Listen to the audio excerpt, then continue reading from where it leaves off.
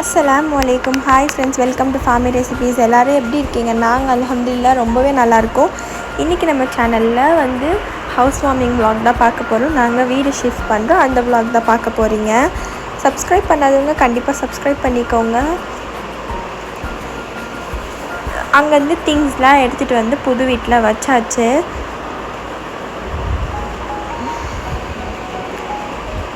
One day before நாங்கள் வந்துட்டு வீடெல்லாம் க்ளீன் பண்ணிவிட்டு நைட் வந்து டின்னர் வந்து ஆர்டர் பண்ணி சாப்பிட்டுட்டோம்.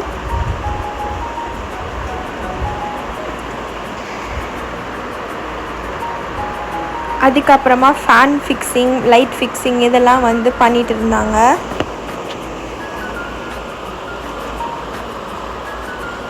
எல்லாமே பண்ணி முடிச்சோன்னு அல்ஹம்துலில்லாஹ் சுபு வாங்க சொன்னதுக்கப்புறமா நம்ம வந்து பால் காய்ச்சறதுக்கு வந்து இது பண்ணியாச்சு.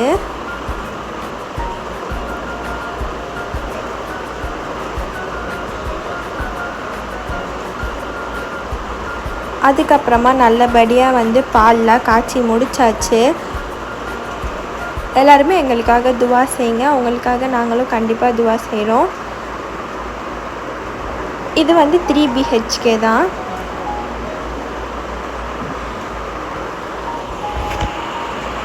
இதுதான் வந்து கிச்சன். கம்ப்ளீட் ஹவுஸ் டூர் வந்து ஹோம் டூர் வந்து இதிலே இருக்குது. இதெல்லாம் வந்து வீடு செட் பண்ணுறதுக்கு முன்னாடி இப்படி தான் இருந்துச்சு.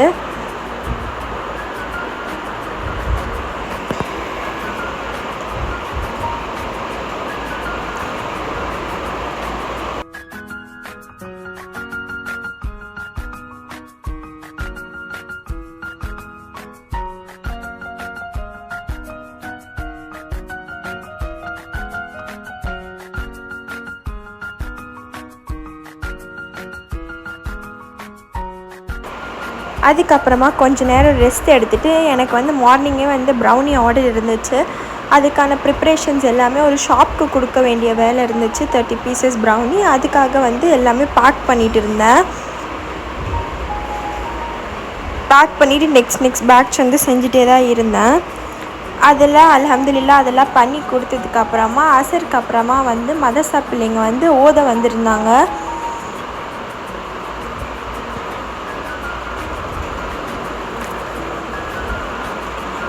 வந்து நல்லபடியாக ஓதியும் முடிச்சுட்டாங்க. அதுக்கப்புறமா அவங்களுக்கு கொஞ்சம் வந்து ப்ரௌனி பைட்ஸும் வாட்டரும் வந்து ஃபஸ்ட்டு கொடுத்தாச்சு. அதுக்கப்புறமா டீ பிஸ்கெட் கொடுத்தாச்சு. அவங்களும் எல்லாருமே சாப்பிட்டு முடிச்சுட்டு ஃபைனலாக துவா கேட்டுட்டு கிளம்பிட்டாங்க. அல்ஹம்துலில்லாஹ் எங்களோட டே இப்படி தான் போச்சு. அதுக்கப்புறமா கொஞ்சம் நாள் கழித்து அகெயின் வந்து ஷூட் பண்ணேன்.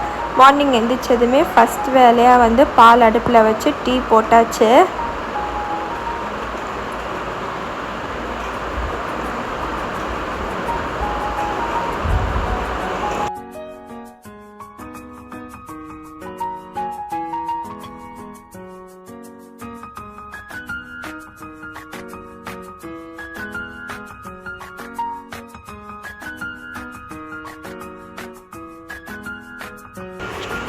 பால் கொதிச்சோன்னே டீலாம் வந்து போட்டு முடிச்சாச்சு. போட்டு முடித்ததுக்கப்புறமா ட்ரீம் கேக் ஆர்டர் இருந்துச்சு. அதுக்காக வந்து சாக்லேட் கனாஷ் செய்கிறதுக்காக அதுக்கு வந்து ப்ரிப்ரேஷன் எல்லாமே வந்து பண்ணிகிட்டு இருந்தேன். கனாஷ்க்கு வந்து சாக்லேட்டும் மில்க்கையும் வந்து மெல்ட் பண்ணிகிட்டு இருந்தேன்.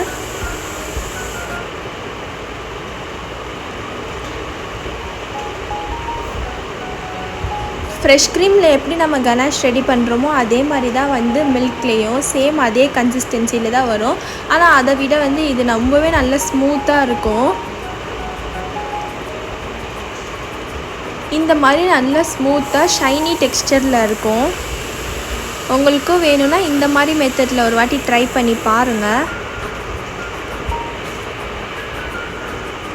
கனாஷ்லாம் ரெடி பண்ணிவிட்டு அதுக்கப்புறமா கேக்லாம் பேக் பண்ணி எடுத்துகிட்டு நம்மளோட ட்ரீம் கேக்கையும் நான் கம்ப்ளீட்டாக நல்லபடியாக செஞ்சு முடிச்சிட்டேன். அன்றைக்கி வந்து மம்மி வந்து சாம்பார், ஒயிட் ரைஸ், அதுக்கப்புறமா வந்து ப்ரான் இது தான் வந்து குக் பண்ணியிருந்தாங்க. அதுக்கப்புறமா வந்து எல்லாருமே சாப்பிட்டுலாம் முடிச்சாச்சு.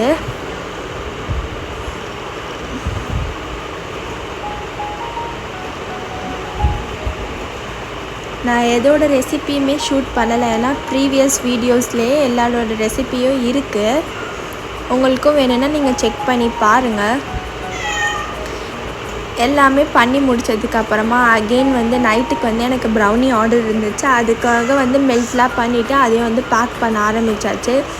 உங்களுக்கும் ப்ரௌனி ஆர் கஸ்டமைஸ் கேக் எது வேணாலும் Cake24 இன்ஸ்டாகிராம் பேஜுக்கு காண்டாக்ட் பண்ணுங்கள். அவங்களோட ரிவ்யூ நான் ஷேர் பண்ணுறேன்.